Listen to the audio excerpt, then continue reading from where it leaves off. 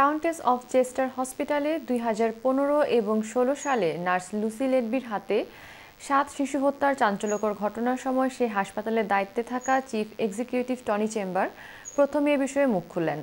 সে সময় তিনি লেডবিকে তার সাথে আছেন বলে আশ্বাস দেওয়ার কথাও পাবলিক ইনকোয়ারি কমিটির কাছে স্বীকার করলেন টনি চেম্বার। শীর্ষ এই কর্মকর্তা 2018 সালে চাকরি ছাড়েন। বিস্তারিত ডেস্ক রিপোর্টে।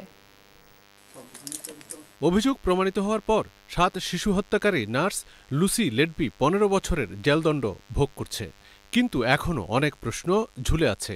কিভাবে 2015 ও 16 সালে কাউন্টেস চেস্টার হসপিটালের ঊর্ধ্বতন কর্মকর্তারা লেডবির এই ঘটনা বিবেচনা করেছিল? সে সময় হাসপাতালের চিফ এক্সিকিউটিভ ছিলেন টনি চেম্বার। তিনি নিজেকে দক্ষ ম্যানেজার হিসেবে দাবি করতেন। As a chief exec, I pledge to support a culture where the frontline staff are supported in raising concerns. And more importantly, me listening to them when they do. কিন্তু হাসপাতালের কনসালটেন্টরা বলছেন Lucy সম্পর্কে সতর্ক করলেও সে সময় শুনেননি টনি চেম্বার। তখন একের পর এক 7টি নবজাতক শিশু হত্যা করে লুসি লেডবি। চিফ এক্সিকিউটিভ কনসালটেন্টের অভিযোগ আমলে না নিয়ে উল্টো লুসিকে বলেছেন তিনি লুসির সাথে আছেন। লুসির বাবা মাকেও বলেছিলেন লুসি নার্স হিসেবে কাজ করতে পারবে। বুধবার তদন্ত কমিটির কাছে তিনি বললেন লেডবির বাবা তাকে হুমকি দিয়েছেন। Letby's father was very angry. He was making threats. He was making threats that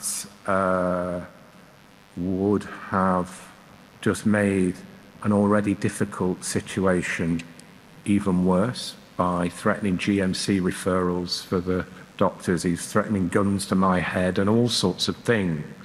2017 সালের শুরুর দিকে এক মিটিং থেকে টনি চেম্বার লুসি লেডবির কাছে ক্ষমা চাইতে নির্দেশ দিয়েছিলেন কনসালটেন্টকে।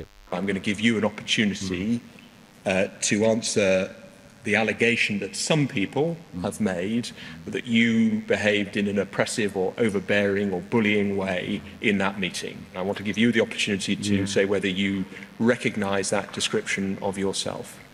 I didn't feel that I was raising my voice.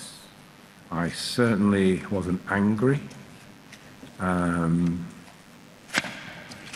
I felt I behaved professionally, as they did, as everybody in the meeting did,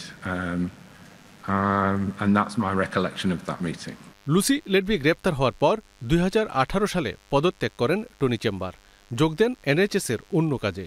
বুধবার স্বীকার করলেন লেডবি যে শিশুদের হত্যা করেছিল তাদের পরিবারের সাথে যোগাযোগ বা কথা না বলা ছিল তার বড় ব্যর্থতা। Milton Rahman, channel S news desk.